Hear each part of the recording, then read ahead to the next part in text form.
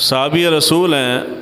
بدری صحابی ہیں، حضرت ثعلبہ بن حاطب، ان کے بارے میں مشہور واقعہ ہے۔ فضائل و مناقب کی جو کتب ہیں، یہ فضائل بیان کرنے والے لوگ ہیں، وہ اس واقعے کو بڑے شد و مد کے ساتھ اور بڑی رقت کے ساتھ بیان کرتے ہیں، اور ہماری جو معتبر تفاسیر ہیں تقریباً لگ بھگ ہر کتاب کے اندر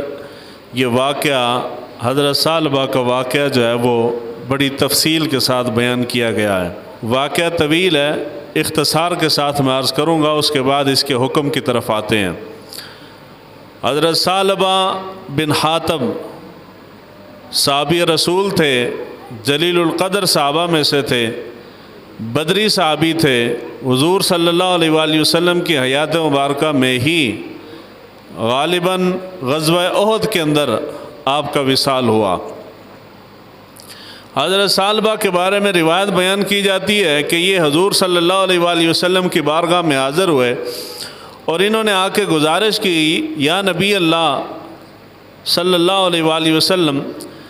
میرے لیے دعا کریں کہ اللہ تعالیٰ مجھے مالدار بنا دے، پیسہ اور دولت میرے پاس آ جائے۔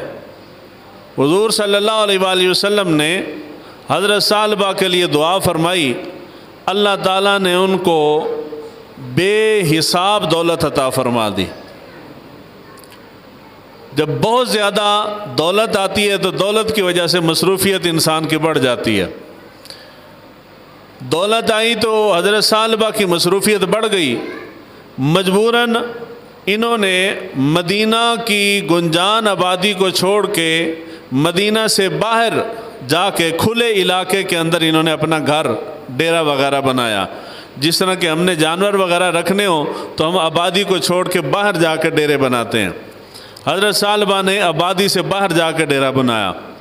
جب دور چلے گئے تو مسجد نبوی میں حضور صلی اللہ علیہ وآلہ وسلم کی بارگاہ میں آنے کا جو معمول تھا وہ بھی آہستہ آہستہ ختم ہو گیا، یعنی مسجد میں آنا چھوٹ گیا، حضور کی بارگاہ میں بھی نہیں آتے تھے۔ بات چلتی چلتی حتیٰ کہ روایت ہے، یہ ابھی صرف روایت بیان کر رہا ہوں، حضور صلی اللہ علیہ وآلہ وسلم سال کے بعد عاملین مقرر کرتے تھے جو لوگوں کے پاس جا کے ان سے ان کی زکوٰۃ وصول کرتے تھے۔ یہ ریاست کی ذمہ داری ہے کہ وہ لوگوں سے زکوٰۃ وصول کرے اور زکوٰۃ وصول کرنے کے ساتھ ساتھ مستحق تک پہنچائے، یہ بھی ریاست کی ذمہ داری ہے۔ تو حضور صلی اللہ علیہ وآلہ وسلم نے عاملین کو بھیجا، زکوٰۃ وصول کرنے والا جب حضرت ثعلبہ کے پاس پہنچا تو انہوں نے زکوٰۃ دینے سے بھی انکار کر دیا، جس طرح کہ پیسے والا بندہ کبھی بھی پیسہ نکالنے کو تیار نہیں ہوتا۔ زکوٰۃ دینے سے اغراض کیا، اس کے بعد طویل وقت گزر گیا، حتیٰ کہ قرآن مجید فرقان حمید کی سورہ توبہ کی 2 آیات مبارکہ نازل ہوئیں، آیت نمبر 75 اور 76۔ اللہ تعالیٰ نے ارشاد فرمایا، وَمِنْهُمْ مَنْ عَاهَدَ اللَّهَ لَئِنْ آتَانَا مِنْ فَضْلِهِ لَنَصَّدَّقَنَّ وَلَنَكُونَنَّ مِنَ الصَّالِحِينَ۔ قرآن مجید فرقان حمید کی یہ 2 آیات مبارکہ ان کی مذمت کے اندر نازل ہوئیں کہ لوگ اللہ سے اس کا فضل مانگتے ہیں، جب اللہ کا فضل آ جاتا ہے تو وہ اللہ سے منہ موڑ لیتے ہیں۔ جس طرح کہ ہم اللہ تعالیٰ سے اولاد کی دعا مانگتے ہیں، جب اولاد آتی ہے تو انسان فکر معاش میں مبتلا ہو جاتا ہے، پھر رب بھول جاتا ہے، انسان مشکل پریشانی میں ہوتا ہے تو رب سے اس کا فضل مانگتا ہے، مشکل پریشانی جاتی ہے تو رب بھول جاتا ہے۔ تو رب نے فرمایا کہ لوگ ایسے ہیں کہ جو اللہ سے اس کا فضل مانگتے ہیں، مال و دولت مانگتے ہیں، جب ان کو مل جاتا ہے تو وہ اللہ سے منہ موڑ لیتے ہیں، اللہ کے احکام کو ٹکرا دیتے ہیں۔ یہ آیات مبارکہ نازل ہوئی، بات چلتی چلتی حضرت ثعلبہ تک پہنچی کہ تمہاری مذمت میں قرآن کی آیتیں نازل ہو گئی ہیں۔ حضرت ثعلبہ بڑے نادم ہوئے، انہوں نے کیا کیا کہ وہ زکوٰۃ جتنی ان کی بنتی تھی زکوٰۃ ساری اکٹھی کر کے حضور کی بارگاہ میں آئے، حضور کو پیش کی، حضور نے قبول کرنے سے انکار کر دیا، میں تمہاری زکوٰۃ قبول نہیں کرتا۔ انہوں نے اپنی کوشش کی مگر بات نہیں بنی، یہ پھر واپس چلے گئے۔ حضور صلی اللہ علیہ وآلہ وسلم کا وصال مبارک ہو گیا، پھر اس کے بعد حضرت ابوبکر صدیق کا دور خلافت آیا۔ ان کے دور خلافت میں حضرت ثعلبہ پھر مال زکوٰۃ لے کے آئے، اپنے مال کی زکوٰۃ لے کے۔ حضرت ابوبکر صدیق نے کہا کہ جس مال کو حضور نے قبول نہیں کیا میں بھی قبول نہیں کرتا، تو انہوں نے بھی قبول نہیں کیا، یہ پھر واپس چلے گئے۔ حضرت عمر فاروق کا دور آیا، حضرت عمر فاروق کے دور میں یہ پھر اسی طرح مال لے کے، حضرت عمر فاروق نے بھی مال قبول نہیں کیا، ان کا دور ختم ہوا۔ حضرت عثمان غنی کی خلافت کا زمانہ آیا، حضرت عثمان غنی کی خلافت کے زمانے میں یہ مال لے کے دوبارہ ان کے پاس آئے، حضرت عثمان غنی نے بھی ان کا مال قبول نہیں کیا۔ حضرت عثمان غنی کے زمانے میں یہ فوت ہو گئے، اس دنیا سے رخصت ہو گئے۔ جب ہمارے مبلغین حضرات دنیا کے فتنے بیان کرتے ہیں تو وہ اس واقعے کو بڑا لازم بیان کرتے ہیں۔ قرآن مجید فرقان حمید کی سورہ توبہ کی آیت نمبر 75 اور 76 کے تحت جو تفسیر اٹھاتے ہیں، اکثر تفاسیر میں کوئی خال ہو جس نے نہ لکھا ہو، اکثر تفاسیر میں یہ روایت بیان کی جاتی ہے کہ یہ آیات مبارکہ جو ہیں صحابی رسول حضرت ثعلبہ بن حاطب ان کے متعلق نازل ہوئی تھی۔ تمام کتب تفاسیر کے اندر یہ لکھا ہے۔ اس کے علاوہ 12 سے زائد حوالہ جاتے ہیں، ان میں سب سے پہلے حافظ محمد بن جریر طبری ان کی کتاب ہے جامع البیان، حافظ ابن ابی خیثمہ التاریخ الکبیر کے اندر، حافظ ابن ابی عاصم الاحاد کے اندر، حافظ ابو القاسم بغوی معجم الصحابہ کے اندر، حافظ ابن ابی حاتب اپنی تفسیر کے اندر، حافظ ابو الحسین عبد الباقی معجم الصحابہ کے اندر، امام طبری المعجم الکبیر کے اندر، ابو اللیث سمرقندی بحر العلوم کے اندر، ابو نعیم معرفت الصحابہ میں، ابن حزم اندلسی المحلی کے اندر، امام بہقی دلائل النبوہ اور شعب الایمان کے اندر، حافظ ابن عبد البر الاستیاب میں، الوسیط میں، اسباب النزول میں، معالم التنزیل میں، تاریخ دمشق اور اسد الغابہ کے اندر۔ یہ لگ بھگ 20 کتابوں کے حوالے میں نے دیے ہیں۔ ان 20 معتبر ترین کتب کے اندر یہ واقعہ، یہ روایت موجود ہے۔ اس لیے جب بھی بیان کرنے والے بیان کرتے ہیں تو وہ اس واقعے کو بڑے شد و مد کے ساتھ بڑے بھرپور طریقے سے بیان کرتے ہیں، حالانکہ اصل حقیقت کیا ہے کہ یہ 20 کتابوں کے اندر جو یہ روایت بیان ہوئی ہے، اس کا مطلب یہ ہے کہ 20 سندیں ہیں اس روایت کی، اور وہ ساری سندیں آ کے ایک راوی ہے اس سند کا جس کا نام ہے معان بن رفاع، اس کے اوپر آ کے ساری سندیں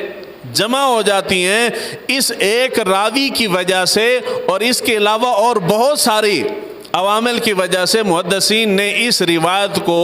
باطل قرار دیا ہے کہ یہ روایت درست نہیں ہے۔ اس کی ایک بنیادی وجہ یہ ہے کہ جن صحابی رسول کی طرف یہ روایت، یہ واقعہ منسوب کر دیا گیا ہے، وہ صحابی رسول حضرت عثمان غنی کے دور حکومت میں، دور خلافت میں فوت نہیں ہوئے تھے۔ حضرت ثعلبہ بن حاطب حضور صلی اللہ علیہ وآلہ وسلم کی حیات مبارکہ میں فوت ہو گئے تھے۔ روایت یہ کہہ رہی ہے کہ وہ حضور کے پاس بھی آئے زکوٰۃ لے کے، حضرت ابوبکر کے پاس بھی، حضرت عمر فاروق کے پاس بھی، حضرت عثمان غنی کے پاس بھی، ان سب کے پاس آئے، ان سب نے آپ کا مال زکوٰۃ قبول نہیں کیا۔ جبکہ حقیقت یہ ہے کہ جن کو حضرت عثمان غنی کے دور حکومت تک زندہ رکھا جا رہا ہے وہ حضور صلی اللہ علیہ وآلہ وسلم کے زمانے مبارک میں احد کی جنگ کے اندر شہید ہو گئے تھے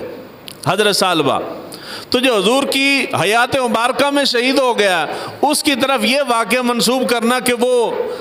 مال ان کے پاس آ گیا تھا، مال کی محبت میں انہوں نے زکوٰۃ دینا، دین کے احکام انہوں نے نظر انداز کر دیے تھے، پھر انہوں نے زکوٰۃ دینے سے انکار کر دیا تھا، حتیٰ کہ قرآن مجید کی آیت ان کی مذمت میں نازل ہوئی۔ یہ تو سراسر صحابہ کی توہین ہے، صحابی رسول کی توہین ہے، اور صحابی بھی وہ جو کہ بدری صحابی ہے۔ حضرت ثعلبہ اصحاب بدر میں سے ہیں، تو اصحاب بدر کا بڑا مقام ہے، بڑی فضیلت ہے، ان کی بڑی شان ہے جو کہ پہلے بیان ہو چکی ہے۔ اب اس کے اوپر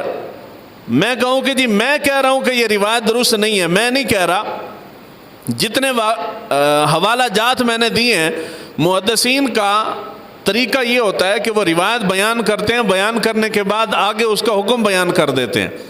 جتنے حوالہ جات میں نے دیے ان میں سے اکثر محدثین نے یہ روایت بیان کی ہے، بیان کرنے کے بعد آگے حکم بھی بیان کیا ہے کہ یہ روایت درست نہیں۔ اب بیان کرنے والے جان بوجھ کے دانستہ یا غیر دانستہ طور پہ غلطی یہ کر جاتے ہیں کہ وہ مطلب کی بات اوپر سے لیتے ہیں، نیچے روایت کا حکم چھوڑ جاتے ہیں کہ محدث جو بھی روایت کتاب کے اندر درج کر رہا ہے اس کا مطلب یہ نہیں کہ آپ اس کو آگے بیان کر دیں، اس کا حکم جانیں، اس کی سند کو پرکھیں، واقعہ درست ہے یا نہیں ہے، اگر درست ہو تو پھر بیان کریں۔ کسی کتاب کے اندر کسی روایت کا آ جانا اس کی صحت کی نشانی علامت یا دلیل نہیں ہے۔ تو اکثر محدثین نے اس روایت کو بیان کر کے آگے اس کا حکم بھی بیان کیا ہے، انہوں نے اس کو باطل قرار دیا ہے کہ یہ روایت درست نہیں ہے، روایت جھوٹی ہے، صحابی رسول کی طرف منسوب کر دی گئی ہے۔ اور صرف حافظ ابن حزم ان کے علاوہ اور بھی محدثین ہیں، اور آخر پہ اعلیٰ حضرت امام احمد رضا خان بریلوی رحمۃ اللہ تعالیٰ علیہ فتاوی رضویہ کے اندر انہوں نے بھی اس بات کو بیان کیا۔ آپ فرماتے ہیں کہ یہ صحابی رسول کی طرف جو منسوب کر دیا گیا ہے واقعہ، یہ روایت یہ درست نہیں ہے، اس سے صحابی رسول کی توہین کا پہلو نکلتا ہے۔ اب یہ اتنے واقعہ، اتنے حوالہ جات سنانے کا مقصد کیا ہے؟ اتنے حوالہ جات سنانے کا مقصد یہ ہے کہ جب کوئی بندہ، زید بکر کوئی بھی ہو، کوئی بندہ کھڑا ہو کے کہتا ہے کہ جی فلاں روایت، یا ہم کہتے ہیں کہ فلاں روایت درست نہیں ہے، تو جو جاننے والے نہیں ہیں وہ کتاب اٹھاتے ہیں اور کتاب میں سے حوالہ دیتے ہیں، ہمیں بعض پڑھ کے سنا دیتے ہیں، اے دیکھو جی میں کتاب لے آندی، اے صفحہ نمبر فلانا، جلد نمبر فلانی تے اے اتنے روایت لکھی ہوئی ہے۔ آگے جو بندہ بیٹھا ہے وہ تو متاثر ہو جاتا ہے، یار یہ تو بندہ کتاب سے نکال کے دکھا رہا ہے۔ تو میں عرض یہ کر رہا ہوں کہ ہر وہ بات جو کتاب کے اندر موجود ہو لازم نہیں آتا کہ وہ صحیح بھی ہو۔ جو صحیح روایات ہیں، درست روایات ہیں، وہ بھی کتب کے اندر درج ہیں، جو درست نہیں ہیں، جھوٹی ہیں، من گڑت ہیں، وہ بھی کتابوں کے اندر درج ہیں۔ یہ فیصلہ کون کرے گا کہ صحیح ہے یا صحیح نہیں ہے، درست ہے یا درست نہیں؟ اس کو بیان کرنا چاہیے یا بیان نہیں کرنا چاہیے؟ یہ وہ بندہ فیصلہ کر سکتا ہے جو اسماء الرجال کے اوپر